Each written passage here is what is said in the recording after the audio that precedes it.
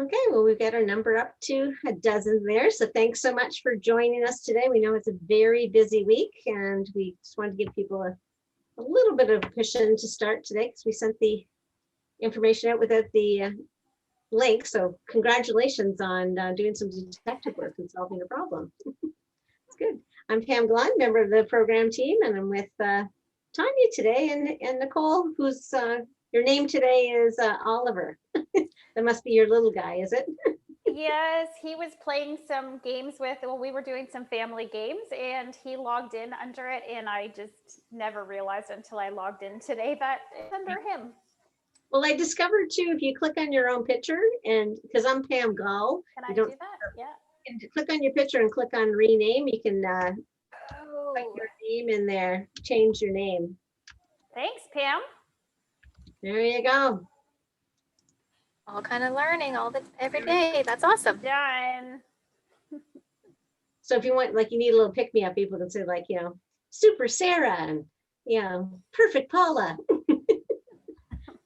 Everything. So welcome everyone from our icy shores of Lake Huron. I haven't been down to Lake Erie yet, but I think they're probably pretty icy too. So we'd like to acknowledge that the land in which we are gathered is part of the traditional territory of the Chippewa, Odawa, Potawatomi, and Delaware nations. These indigenous nations, known as the Nishbek and the Lenape, agreed through their ancestral languages to the mutual sharing of the land, with obligations and responsibilities to the environment. And today's these responsibilities and obligations extend to all people. And can I add just a little personal note, a shout out to Sharon Drummond, who is a fantastic photographer in her own right. And years ago, she was teaching to me about privacy and Creative Commons and photographs. And she said, you know what, just use your own photos, and then you always have the rights for it. So Sharon, thanks for that. So I always use my photos or team members' photos with permission. So thanks for that.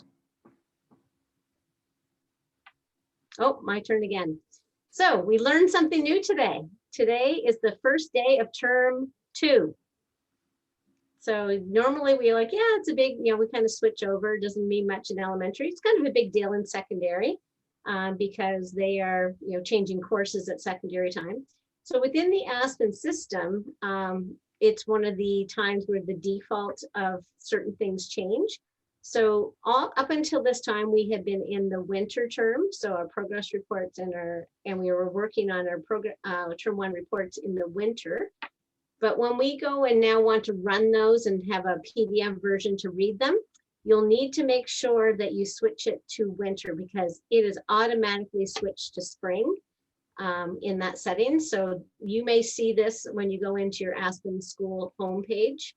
That this memo note is there, but it's just that little term button. It will switch to spring now automatically. So we'll just have to click on it and you opt for winter instead and to complete the term 1 reports. So it was a little bit of a mystery to solve this morning, like why people, things were changing on their Aspen report. So it was a quick fix there. And I also kind of walked away with it going, you know what, we turned a corner. We are now officially in the spring term once. So we're making our way through the school year. It's a positive way to look at it. We're moving through.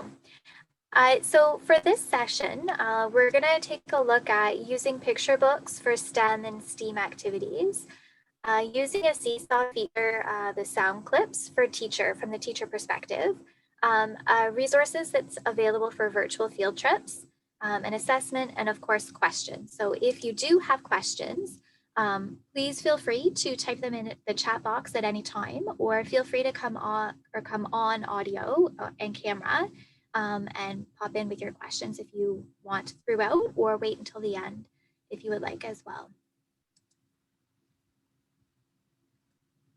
So we're going to take a look at STEAM first. LKDSB, PD Zoom, I think it is. Okay, so STEM is just becoming more out there now. Just hold on a second. We can hear them coming through. Okay, go again. Okay, we're good? Yes, we're good. Okay, and we're often hearing more and more about STEM and STEAM.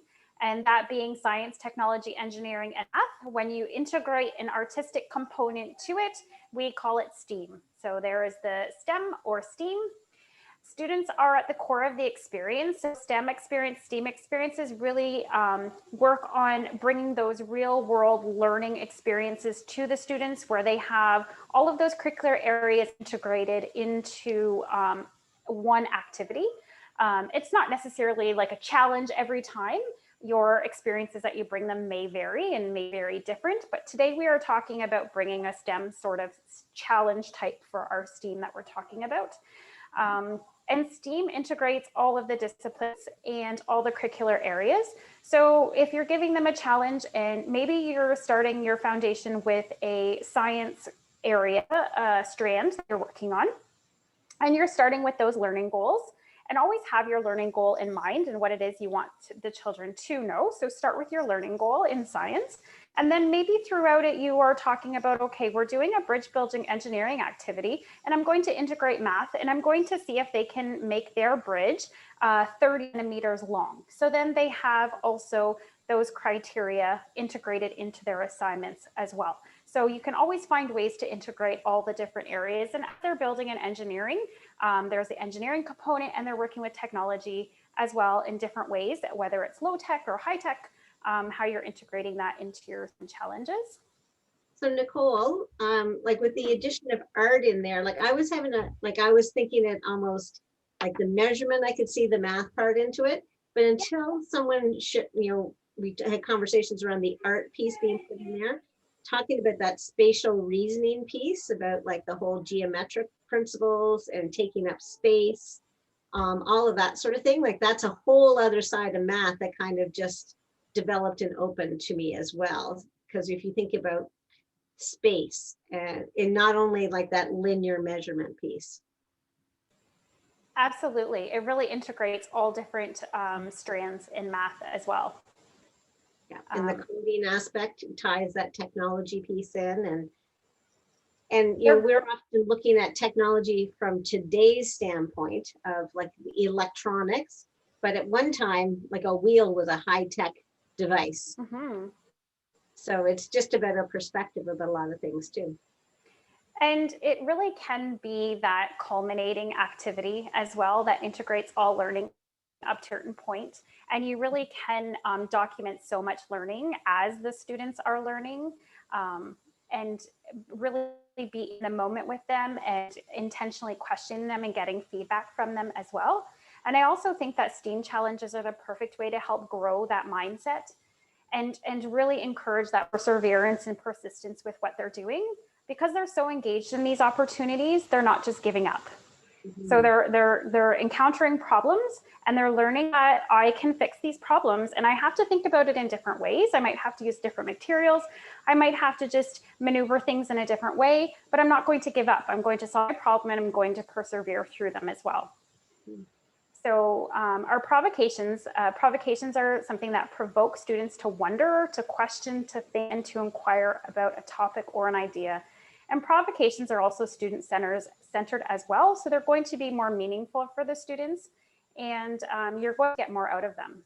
It's going to hold more meaning for them too.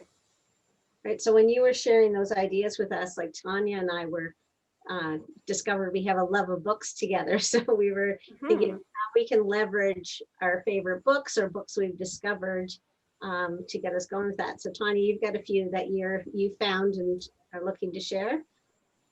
I do, yes. So I took a look at Epic because we've talked about how Epic can be really useful and everyone has access to that free program.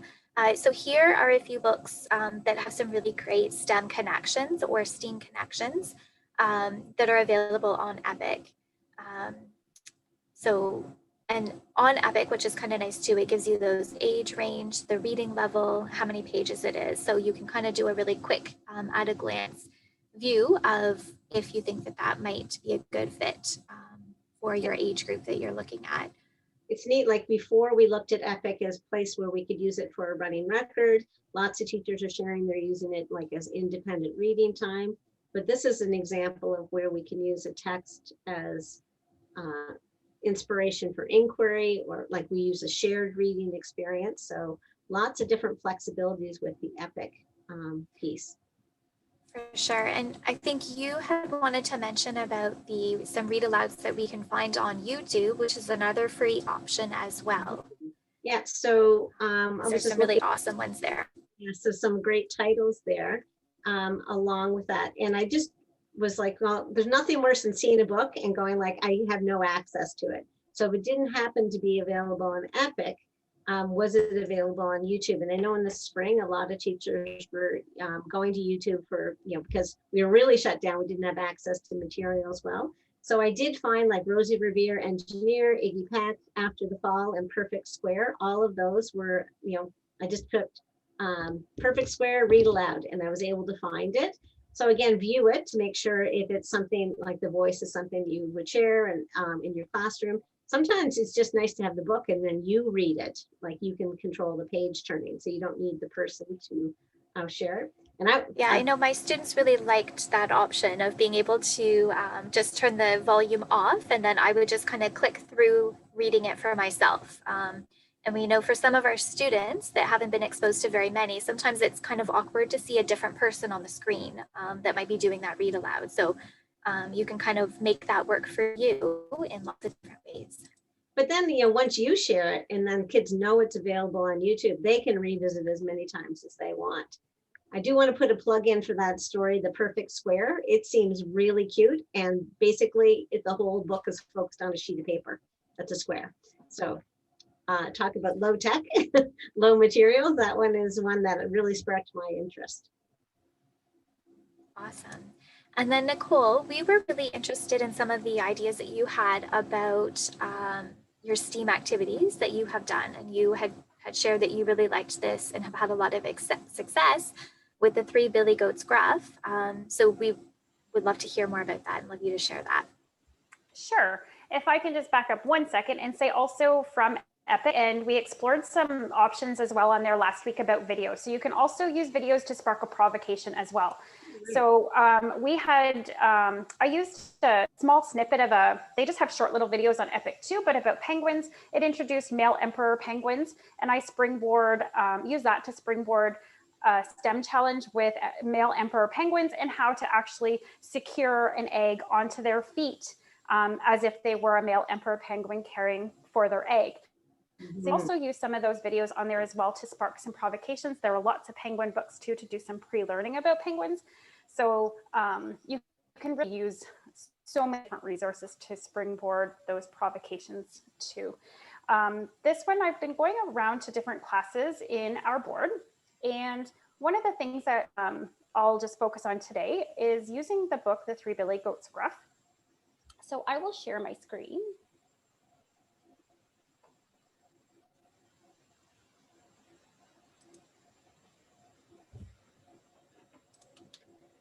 Okay, and I'm going to share Seesaw first. So we had done some pre-learning. I just need to go back to my library. So this one here. And you can use this book. So use it as a read aloud, for example. And then and you can choose any 3 Billy Goats Gruff book that you would like. And then you integrate that into your language. So you can talk about those elements of character, setting, problem, events, really wrapping your heads around helping the children understand the story elements, working with retell, and then having them interact with that story in some way as part of your language and reading. And then you take that book and you can integrate it with an art activity as well. So prior to going into some of the classes that I have gone in, I asked them to do this activity here so that they illustrate the setting and the landscape of the story, 3 Billy Goats Gruff. So whether at home they have paper and coloring tools to do that setting, and if students don't have that at home, they can actually do a concrete setting. So there I just made a setting with a shirt and some socks or tools from my kitchen or parts from outside that they can actually do a concrete setting. And then they use that concrete setting and bring it to use as their STEM challenge so that they build and engineer a bridge over that setting that they've created. So that's one of the things that they could do interacting with that book. Take a picture, pop it into the Seesaw, and then going into an actual STEM challenge as well. Okay, so making sure that you provide families some supplies that they will need prior to engaging in the learning opportunities for their STEM challenge. Okay, and then just saying, okay, do you have those materials along with you if you were doing something like this? Bring your landscapes that you had made. We talk about the engineering design process because more so I focus on that. That's what I'm doing and going around. That's not saying you have to do that within your own classrooms if you are bringing a STEM challenge to them. However, it is good to help students start to understand what the engineering design process is and that they do follow a process. So we'll go over that. And then we talk about the first stage in that process is really thinking about what the problem is and wrapping your head, okay, I have to understand this. I have to know what kind of solutions to plan. Okay, so we have to build a bridge. The goal is to build a bridge that will keep the 3 billy goats gruffs from the hungry troll. And then we get into the learning. So for a grade 1 class, for example, I would put this and I would focus on the objects that they're choosing. So I would say, okay, grade 1s, can you quickly go grab one object that you selected as your materials for our engineering challenge today? And let's talk about what material it's made out of. And if you are predicting that it's going to be a strong material or not a strong material. So we get that learning in their science curriculum about if it's made of wood, if it's made of metal, if it's made of pair of socks. oil. There you go. Yeah. If they're using that for their bridge. Yeah. So really getting that learning out there about different materials and structures. Grade 2, I would focus on simple machines, perhaps not even making a bridge. Perhaps they're making a pulley system that will get the goats over from one side of the river to the other side to get to a fresh pasture that they're going to be from. So you might change the focus according to your learning goals there. And then for grade 3s, depending if your focus is on grade 3, you might get into that bridge component to it and do some learning surrounding bridges. And then as they're building, what's that, Pam? I was gonna say that's an important thing too, like knowing your audience, right? So your grade level and your connections to science will because you did this in language, that's a great, everybody can participate that and you can focus on stories that begin, middle, and ends, and like who's the good guy, bad guy kind of thing. But in the science, you can really tailor it to what's in your grade curriculum that you want to draw out from the students. Now they will be using in grade 3, what's a strong structure, so you can revisit all of that piece, but the focus is on the bridge part. Yeah, Absolutely. Yeah, you determine those learning goals for your students and you can take one activity, but really hone in on what it is you want your students to learn. From that. So what I love about this is that it does have different entry levels for where students are at in their learning. And they enter it in where they're at, right? It's not, so you can do a combined grade. You could do, so the beauty of these are they can really accommodate any learner. So as they're building, we would talk about, okay, we do some pre-learning about bridges first of all. As they're building their bridges, okay, what type of bridge did you build? Which one in the picture can you name? Like if they can't name it right away, show them the picture. Can you tell me which bridge, what type of bridge it is you're building? We usually build the success criteria together, which I feel like is a very, very important part of bringing a STEM challenge to the children, because after we do the pre-learning, and talking about all those components that I want them to integrate into the activity, we then build the success criteria together. And all the ideas come from the students. So what do you think we need in our bridge, or maybe it's our simple machine, whatever mechanism they're building? What do you think we need to be successful? I need a bridge that's going to hold the mass of 1 billy goat. For example, a canned good might represent my billy goat. So my bridge has to support a certain mass if you're integrating that math component. So what else do you think what else might we include in our success criteria? So really pulling that information from the students, like it has to go from one side of the pasture over the bridge to the other side. It has to be high enough so that the troll can't reach and get the billy goats, or it has to have an inclined plane to make it easy for the goats to walk up. And then you'll have students say, but goats are really jumpers. Yes, they are good jumpers. however, we're going to integrate an incline plane because maybe Grandpa Goat isn't so good at jumping anymore, right? So really pulling in that learning from the children, and they build the success criteria together for your learning opportunities. I want to go back to your point about testing your device or whatever structure you make with a can of soup or a canned good. And because that, now that we're all in the virtual world, we're, coming in from many different households. Yes. That's the thing that everybody can say, like, let's find a can or something that everybody understands is the same weight. So then we can test it.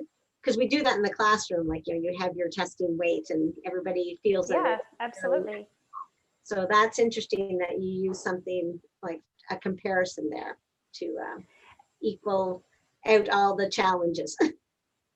And then the other thing is, once you have your success criteria built, you just ask them to keep their cameras on, because that really is the meaningful part of this. It's not that you're going to see that end product at the end and get all the documentation from that end part. To me, that's the least important part, is that end product. And I find the most value and the most documentation comes really from being in the moment with the students and having that intentional questioning about what they're doing and how they're doing it and why they're doing it. And so keeping the camera on, and then just going from student to student and pulling them out and saying, oh, Pam, can you share with me what you're working on now? Or why do you think, why might that have happened when it came, when you put your mask on there? Why do you think that the middle of it might have sagged a little bit? Really getting in those questions, the questioning and the learning out of them as they're learning, not just assessing of learning, but assessing them as they're learning.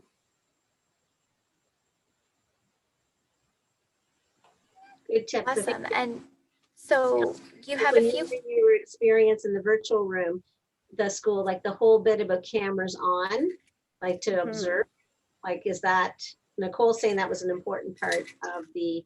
Very much so. But Tanya, your experience in the classroom, virtual classroom, did you notice a difference when there was cameras on, cameras off? For sure. And sometimes we know, and you probably have experienced how some of these students are kind of hesitant to turn them on, but we often find that during these types of activities, they're excited to share what they've been working on with you. So a lot of times they turn them back on to be able to engage with you and to show you and to show their classmates as well, because this is kind of a fun opportunity for them to share with their classmates when they don't maybe have that opportunity through typically structured day activities. And I've been in multiple classrooms and none of them know me. None of the kids know me. So I'm calling on all of these children throughout, and they will unmute and talk to me because they, like you said, Tanya, they're just so excited to share. So, and even if they have their camera off, I'll say, oh, Tanya, I see your camera's off. Do you think you can share with us where you're at in your building right now? And then they'll turn them on and talk as well, right? So I think these are moments for your challenges where it's really important to turn them on and talk to the kids, not just sit in silence and watch them build, because I think that there's so much value in seeing the excitement and hearing how they're explaining what they're doing, and just you get to a glimpse into their thinking. I get way more excited about it. So I'm like, I think it really helps to develop some of that mental health aspect of everyone's kind of working together on the same project and gets to share kind of piece too. And we know that that's an important piece, especially for some of our students that might be the only sibling or the only child in a home. It really helps them to have that opportunity to share with other students. And this kind of, and also to, Sorry, I think my internet is a bit slow here. No, provides a lot of assessment opportunities for you to ask a lot of probing questions with the students as well about what you are particularly looking for that project. Mm-hmm. And students feeling successful too and being celebrated, and they love that. And I think the heartwarming thing out of doing this virtually as well is that today I saw Grandma working with a grade boy, and Grandma saying, when I went to school 40 years ago, I never did anything like this. And she said, thank you very much, because this was really fun. And she's telling us how her and her grandson measured the height of, because I was working with zip lines with my older students, so the height of their zip line, and then they went and measured the length of their zip line together. So just even seeing those opportunities for families to actually collaborate and work together and problem solve together are really great opportunities for our students too. So I see this as a seesaw activity, and by tagging things like the word STEAM or STEM, that's a good way to search and find other tasks that have been put in there, activities for STEAM and STEM challenges in Seesaw. Mm-hmm. So this one here is just, you can have them actually go to Seesaw, have evidence of their plan if they're drawing it out prior to as well. And then you have documentation of their plan and their thinking prior to engaging and making it. That was just revisiting the materials and then being silly with the kids and having fun with it too, and saying, oh, the troll is saying, I can't wait to eat a meal of goats because he thinks it's not going to be successful, right? But you will be. So just having fun with the kids too while they're problem solving. And that, I think they're back to the beginning. And then at the end, just having, like, as part of that same Seesaw thing was taking a picture or a video of the bridge and actually recording, having them record their voices, and they could use the pointer tool and they could point and explain. So they could say, I made an inclined plane, or I made a pulley system that rotates and delivers a goat one at a time over to the other end of the pasture. And this is how I made my pulley system. And I used a roll of tape for the wheel on my pulley or whatnot. You can really get the learning out of the kids in that way too. And talking about that mindset piece too, like, yes, kids are going to show it with all the things that they were successful with, but if we prompt them to talk about their challenges, say like, it's okay that this didn't work, and this is what I think I might do to make it successful, like even prompt them with that kind of question, that will help. That you don't have to be perfect. It's we learn from our mistakes too. Oh, for sure. And what I found too is, sorry, that those videos can be really useful too, because the product that they produce might not look like what other students produce, right? And because they might not have the same materials, but so it provides a really great opportunity for them to explain their thinking about their design and the purpose of the different pieces of it, and what each of those parts is supposed to do in their mind, which helps you to give them marks based on what you've observed and what their purpose was for their pieces, as opposed to just the products that they produced. Right.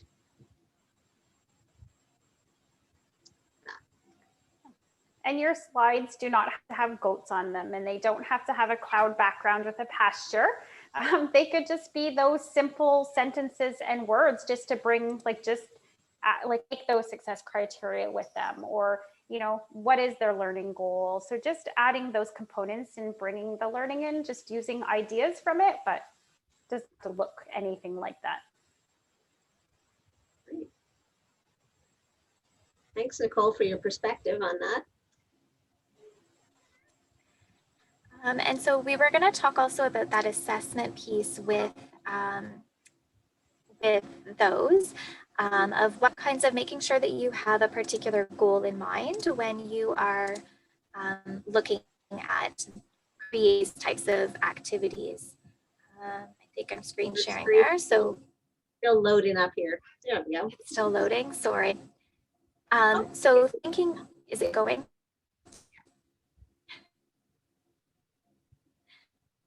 Oh, it's so slow. I'm sorry. Those assessment pieces. And now it's just the title. It's in doing a STEM challenge, what are you looking for? There you go. Oh, I think we've all had those days with the technology, eh? What are some questions that bring about the learning that you are looking for? How might you observe STEAM in the virtual world?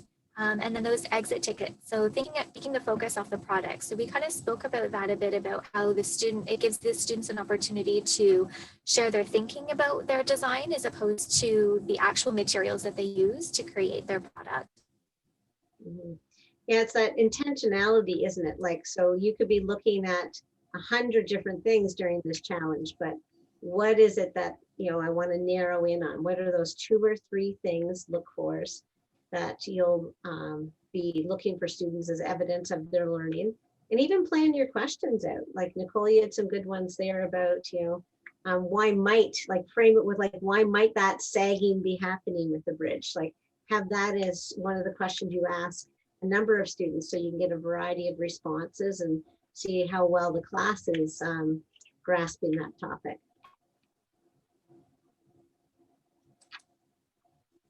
Awesome. And then we wanted to have a conversation about some of those features within Seesaw. And I think I'm going to have to reshare this in a bit of a different way so that you'll be able to hear some of the features here. So I wanted to talk about how we can use Seesaw and use those that microphone option to record yourself so that students can have really precise instructions on particular parts of the Seesaw screen, because previously we would probably do the recording using the microphone, which is going to go over the whole page, which makes it really difficult for students to be able to write on. Or if you're giving your instructions using this caption feature on the bottom, it can be really difficult if you have longer instructions. The students might have to pause and try to go back and re-listen to part of it. And some of what you're explaining might get lost in the process. So I wanted to kind of stop and show you that you can give instructions on a screen in bits. So for example, on this really simple activity, I have 2 words in French and I have 2 sound bites right here. So the students would listen to the word, move the correct word to the right side onto the line. So right here, the student could listen to that and you would just click on that button here. Chat. And you can hear what that instruction is. So the students are then having to use those oral skills, right, or the listening skills, and they are able to move the words to try to match, to show what belongs on whichever line. So this obviously has some French connections to it, and it also has some English connections as well. And I'll show you a kind of another example of that, and I'll go through some examples and then I'll show you kind of how I did that. So for example, on this one, this could be a Scrabble board, and this was available on the Seesaw activities. So I just kind of searched up a Scrabble thing and this was on there. So this is kind of a neat activity because students can build a word using the numbers on there added up and kind of have that kind of math and language piece to it. But to add some extra Make a word to it that starts with a sh sound. So you can add some instruction in there that's verbal so that students have to listen to what they need to do as opposed to just reading it all the time. And for students that are in that grade 1-2 area, that they're not very strong readers yet, this can be a really useful tool to help with some of those. So another one, you could have them do almost like a spelling activity and just have a word. Write a word that rhymes with that. And then have them do that kind of writing piece, either using the whatever writing tools you prefer. So to do this, what you would do is, I'm just going to kind of go to the bottom here, is add a blank page. And then you're going to go to, you can add whatever you want, but I like just getting a speak icon. And I will do a search for ones that are like the Creative Commons, like the free licenses. And so then I just kind of grab it. This needs to be done on a computer. You can't do this on a iPad because you have to be able to do that cut and paste option.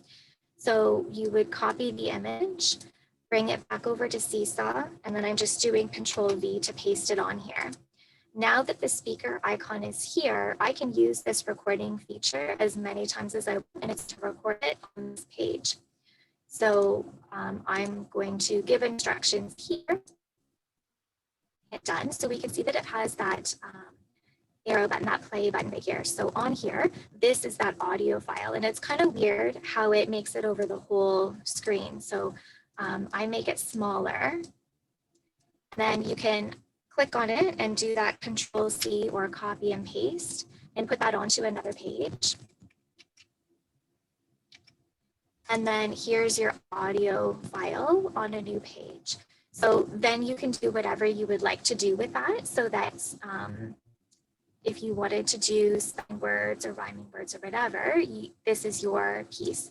And you can do that repeatedly. So I'm done with this file on this page. So I'm going to delete that, and I can do this again. I can do this. It's going to ask me if I want to start recording again. I would say yes. And here's another one, and it's recorded over top of it again. So I can copy that again and put that with my other piece. So you could do this multiple times on one page, which is kind of handy if you want them to do different things in different parts of that page. This is mind-blowing, Tanya. Are there any? Yeah, I was going to say I'm going to stop here and have some questions because I wasn't This able is to phenomenal. ask some questions. So there was a question from Jen, I think, just asked, how do we get that? So I think you've covered that. So we get an image, and like you just chose that microphone or speaker box, but you could like listen here, like you could do a text box or something like that. Any symbol, right? That's part one. Anything you can find, yeah. So Seesaw is shortly going to have a feature where you can embed this on any item that you put in here. So any picture, anything like that. But for now, like that you're bringing into the program in a different way. But for now, yeah, whatever you can search on Google or wherever you search from, you would just choose it, copy and paste, copy it, and then you can paste it into your program. And what I would make sure is that you're consistent with the student. So when the students see this, they know they can click on that and they can listen to it. This would be really handy as well for parents that are helping students out, because we all know that sometimes we give the instructions as a group, the students go to do the work in Seesaw, and then suddenly they don't remember what they need to do. So this can kind of help the parents to give those instructions to their students about what they might need to do. And just as a little plug for the French side of it, my son is in kindergarten and he's doing French, and I am not French. So as you could tell by my recording earlier, but this is really helpful for me because I don't know the words. So I'm able to kind of help my son because it's already been said for him, or he's hearing it the way that it should be said and not the way that I am saying it, which is not how it should be said. Yeah, and I think one other. Can you demonstrate again how it was big and then you just scrunched it down? Because I think people may think they're not being successful at it. That was my challenge the first time I tried it. It's like I did it. Did this work? I have a question after that one as well. So because it Okay, takes over the perfect. So page, right? Like it's so big when you do it first. the recording, so we can see right here it's recorded. It's 3 seconds. I'm going to hit that done button.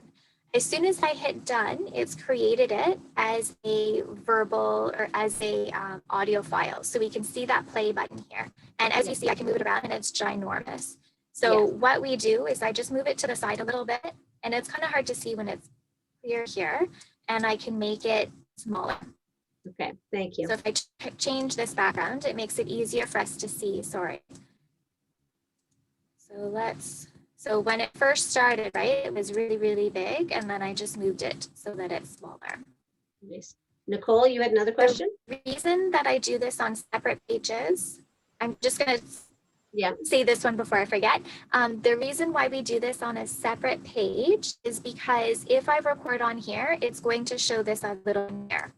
And so it can look really messy. So it might ask you to start a new recording, that's okay. But as I'm recording here, we can see that it basically just copies everything that's on that page.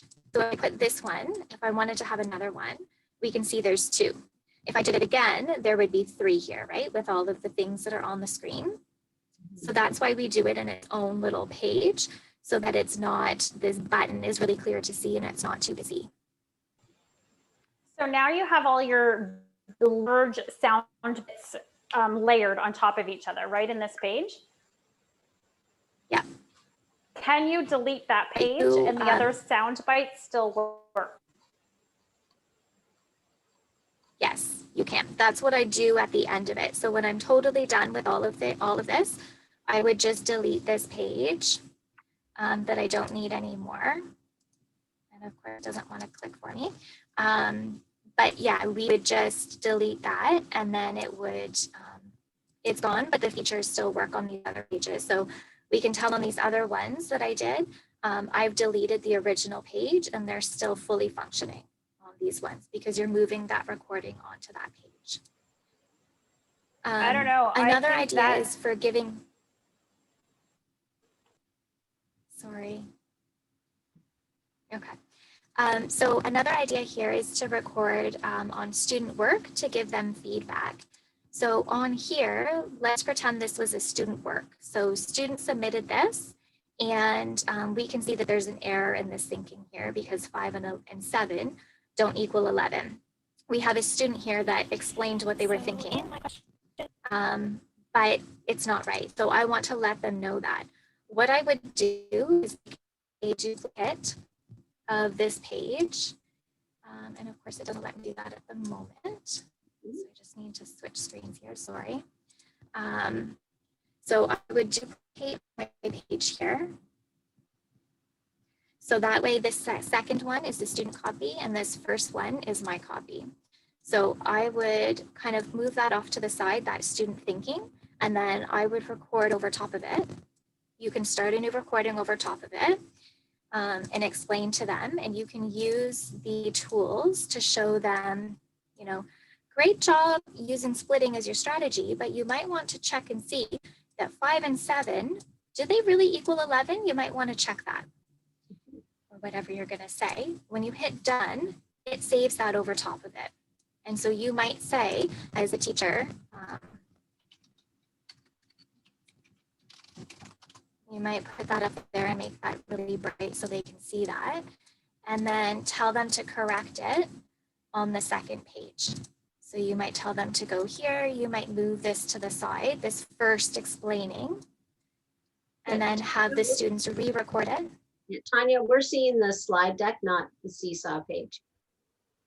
So I don't know if it's not catching up with you or. I'm sorry. Yeah, that's okay. Force me to listen.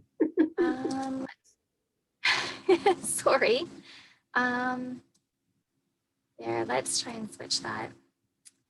See, we're all doing learning. I was used to using Google Meet. And so my learning is using Zoom here and how it allows us to do different things. So sorry about that. So here I have decreased that size for the student version. And you might write on here and tell the student, fix here. You would write that probably nicer than what I just did. But this lets them know that this is their copy and this is what you want them to fix. That first page that they have done shows their work, but then you have your explanation of what you want them to do. Mm-hmm. So you always keep the student's work and you're doing the recording over it and shrinking that down. So that's really interesting. So they can watch themselves do the learning and then have the reflections from the teacher there to help them move forward. Right. And so that can kind of help them give that live feedback back, because we know that that's really difficult virtually to have that live feedback. So this is a way that you can do that and still honor the student thinking and provide some explanation about that. That is another scenario I had heard was that you can actually upload voice instructions that you regularly make. So another teacher had just used a Screencastify to record the audio of what they need to do. So if you have the same activity that you're using frequently, you could record that and then just have them play that and then have your other recordings, if you need, on the same page. so that you don't have to redo things over and over again. It's kind of a time saver for you. Nice. And I think that's really important for our students like that are learning the English language, like to have an opportunity to see the words, hear the words, and engage in the language, but not have to wait for the teacher all the time, right? So it's on-demand instructions. It is, and it really kind of helps to hit all of those students that need different types of instructions, because you can have it written, you can have it orally right there, so they see right where they need to have it, and you can chunk it, right? So it's really helpful for those students that are overwhelmed with too much information at one time, because you can just give them pieces throughout. Nice. Okay, so I'm going to flip back over this option. So Tanya, I was going to say, sorry about that before, that I think this one, I don't know, it may just be as valuable as the Windows Shift S. I think that this one also is a game changer, for sure. Yeah, we should share with those people that didn't work with us last week. What is Windows Share S? Nicole, what is it? Well, I only know this because it was shared with me from Tanya. So pressing the Windows button, the Shift button, and the S at the same time will capture whatever it is you want to capture on any screen that you go to, and you can pop it into your documents. Right. I guess. And I like the little that scissors. Yeah. copyright is there, but yeah.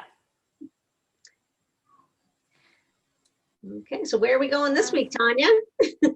So this one is virtual field trips. I just want to make sure you can see what I have here. Virtual field trips is presented. Awesome, thank you. So this was shared by Matt Sanders, who is super awesome, was sharing a ton of different things that are available. He actually created this document that was shared. And if you click on the bit.ly that was in the document earlier, and I'll put it, maybe Nicole, you can put it in the chat box for them. That will give you access to this presentation. So you can have this doc. And he has different field trips you go on every day of the week. So there are, he has the age ranges here and the times that they're available. So you would click on the link, and then that would bring you to different field trips that there are. He has, as you can see on the bottom here, options for types of field trips that you might want to go on, like in culture or different things. This was just the ones from this week that might be useful to you, because we know that we maybe just to have a fun Friday and do something that's exciting. So there are some different things that are out there just to kind of switch things up and engage students in a different way. So I wanted to make sure that that was available. Right, so two things about this. This is a shareable Google Doc, so he's going to keep adding to this spreadsheet. My understanding is he finds more things, which is great from our experiential learning teacher. But at the bottom, so it says synchronous learning opportunities. What does agricultural, French, and language, and science, and arts and culture mean? Are those other pages? Yeah, so if I click on here, is this taking you to another place? Yes, it is. Are you still seeing that old screen? Yep. Beautiful. Yep. So I just clicked on that link that's right in there, and it brings you to, this is the spreadsheet that he's created. So we can look at this specific date, and we can see different things that are going on Friday, if you wanted to do a fun Friday activity, for example. And if we click on these different links on the bottom, we can tell he has different kind of sections. So if you are looking particularly at dairy farming, there are some different types of options here. So there's a 360 tour or a video that you could click on for that. And if you click here, that will bring you to that specific video, and we can see them on here. Yes. So there's lots of different. Right, so sometimes spreadsheets, we don't realize that there are many pages within them. So keep clicking. Yeah, keep clicking. And he does often have those details about them as well. I really like the value of this virtually or bricks and mortar, because I think that anytime we can bring these learning experiences to our students with, especially right now with not even being able to go to many places, but we can reach so many, like we just have such a greater reach within this and bringing these opportunities to our students virtually with like when we're back at our school, bricks and mortar. So couple of things here. Someone asked about getting the agriculture, like the access to them by a certain date or time. So it looks like some of them must be like it's a one-shot thing, like this is you do it live, and others are recording. And then the second question Right, was, so if we was about access. look at these first ones here. Yeah, okay, so those ones have specific dates and times you go to. But then other pages just And look the like, other, sorry. Yeah, the other pages are more videos that you could play on. Whereas these ones are synchronous learning opportunities. So they're at specific dates and times. and in the chat, people are saying trouble with the link, it needs to have access, you need to request access. So is that, I wonder if that's on our end? Yep, so or is that from that would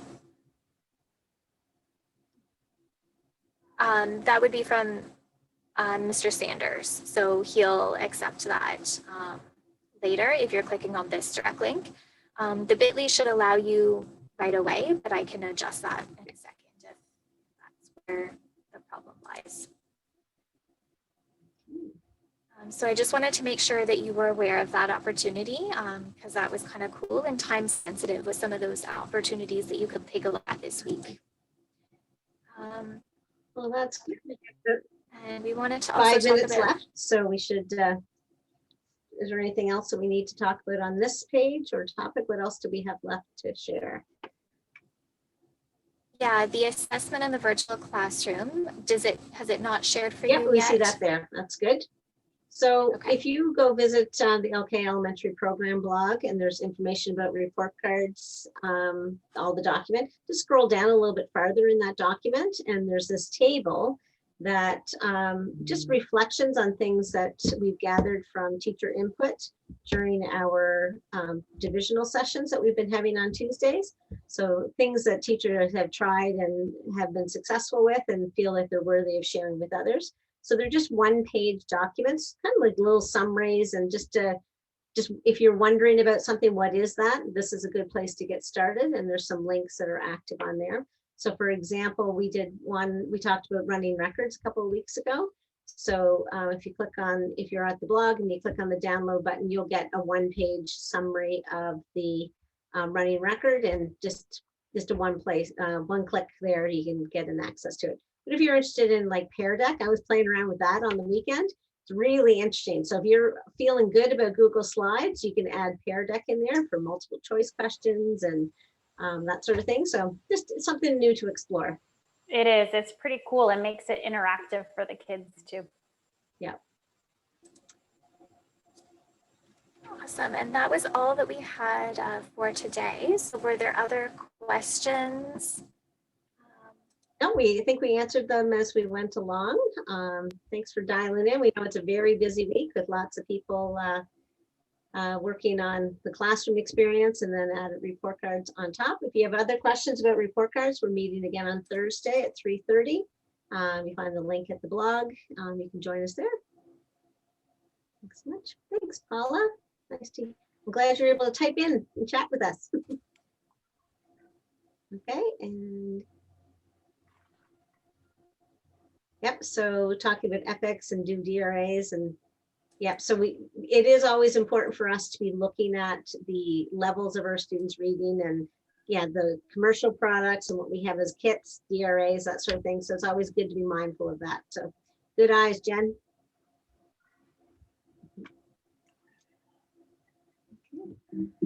Thanks, Nicole, for sharing your perspective of the Learning Commons, and Tanya, I think you get a lot of people excited about that record feature. That'll be great. I'm very excited. So I'm sure others will be. Provide some really neat opportunities.